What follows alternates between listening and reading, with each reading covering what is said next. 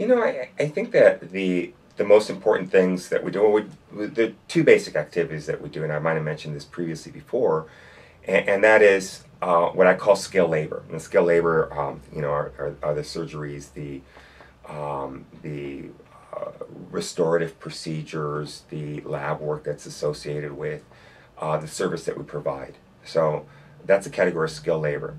The second activity, the main activity that I deal with daily, has to do with the intellectual part of what I do, which is the decision making. Do I do that surgery? If so, what are the risks and the benefits? What are the alternative treatments? Et cetera, et cetera. So that's the decision making. So in summary, there's the skill labor, and then there's the decision making that drives those interventions, or that supports and justifies those decisions. And I think that it's very important that this be done in the context of the patient's understanding and in dialogue with the patient, versus coming in and presenting with a problem and the guy in the white coat says, here's a laundry list of things that you need to do.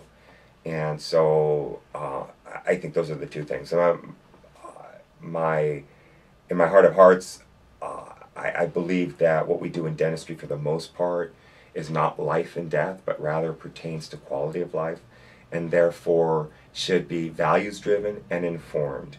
So patients won't die if they're missing a tooth, and if that they have some cracked tooth and they leave it alone. Is there a risk of it turning into a bigger problem of discomfort? Sure.